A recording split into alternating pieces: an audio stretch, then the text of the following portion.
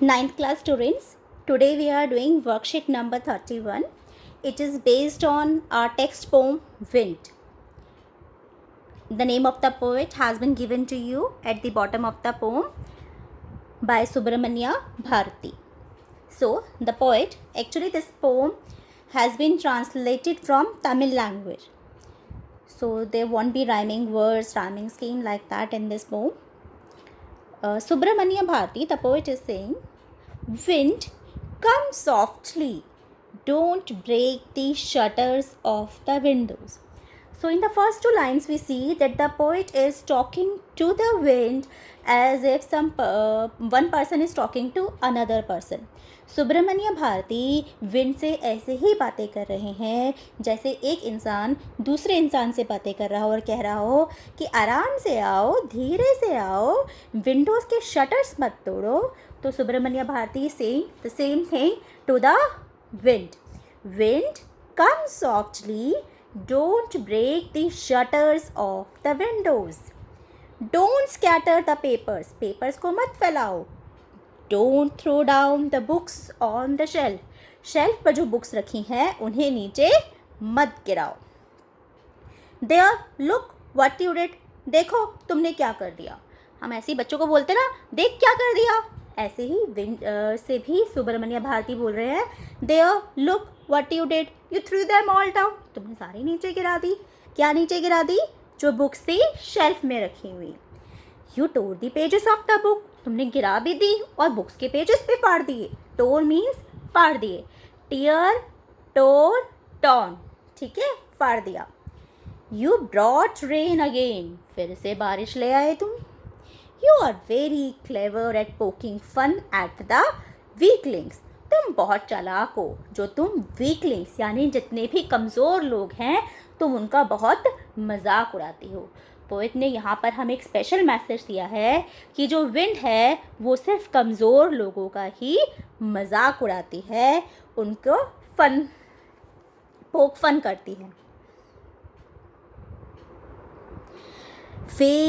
Frail crumbling houses, crumbling doors, crumbling rafters, crumbling wood, crumbling bodies, crumbling lives, crumbling hearts.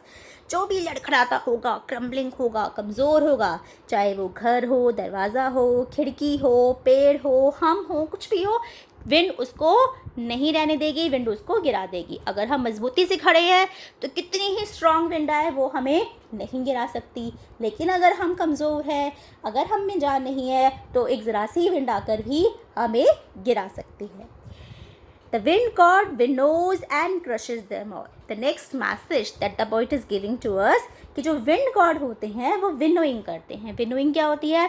जब हम गेहूं से हमें वो भूसा अलग करना होता है तो हम उसको विनो करते हैं ना, सीव में लेकर उसको ज़ोर ज़ोर से वो करते हैं और उससे क्या होता है, एक तरफ गेहूं का हीप बन जाता है और एक तरफ हस्क का बन जाता है.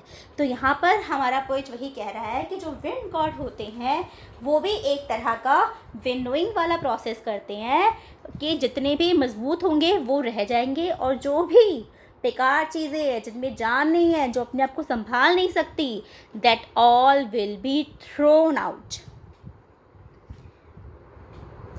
The wind god winnows and crushes them all. He won't do what you tell him. तो wind god तो आपके कहने से वो करेंगे नहीं जो आप उन्हें करने के लिए कह रहे हो कि हमारे दरवाजे मत तोड़ो, हमारी खिड़कियाँ मत तोड़ो, इस पेड़ को मत तोड़ो. wind god तो अपनी मर्जी चलाएंगे.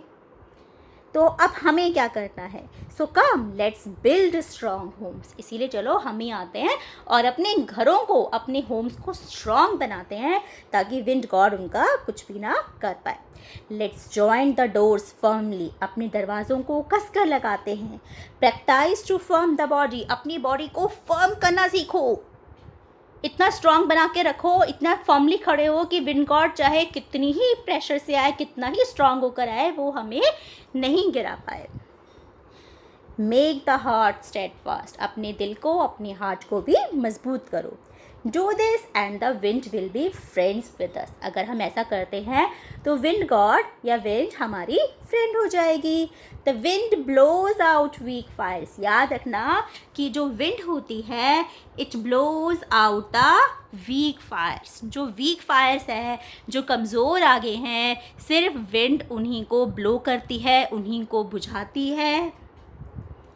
He makes strong fires roar and flourish. अगर आग तेज़ है तो विंड के आने से वो और ज़्यादा तेज़ हो जाएगी और ज़्यादा दूर दूर तक फैल जाएगी.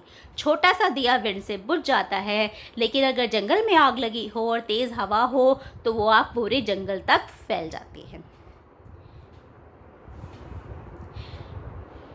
His friendship is good, we praise him every day. तो हमें ऐसे से फ्रेंडशिप कर लेनी चाहिए, और फ्रेंडशिप करने के लिए हमें क्या करना पड़ेगा? We have to make ourselves strong. So अपने आप को स्ट्रॉन्ग करते हैं, विंड से फ्रेंडशिप कर लेते हैं. We praise him every day, क्योंकि हम तो विंड की रोज़ तारीफ़ करते ही हैं. विंड तो बहुत अच्छी होती है, हमारे लिए बहुत ज़रूरी भी होती है. Okay, so understood. Now come to the questions. Who is the poet of the given poem? That has been given to you, Subramanya Bharati. Second question.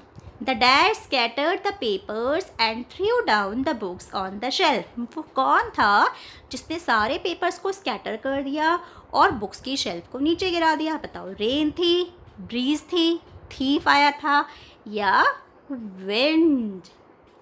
The wind will be dash with us if people do what the poet says. Wind हमारे साथ क्या हो जाएगी अगर हम poet का कहना मानेंगे? अगर हम अपने आप को स्ट्रॉन्ग कर लेंगे तो विंड क्या हो जाएगी? एंग्री हो जाएगी, फ्रेंड्स हो जाएगी. Annoyed also means angry. और स्टे, हमारे साथ ही रुक जाएगी. बताओ विंड क्या करेगी हमारे साथ? ठीक है बेटा. Next, what does the wind god do to the weaklings? जो लोग वीक होते हैं उनके साथ विंड गॉड क्या करते हैं? पोक फन एट, उनका मजाक उड़ाते हैं. क्रशेस देम, उनको क्रश कर देते हैं, मसल देते हैं, कुचल देते हैं. डोंट स्पेयर दैम, उनको बख्शते नहीं है कि अब तो बस तुम गए. या ये सारे ही काम करते हैं. हमने तो पढ़ा था ये सारे ही काम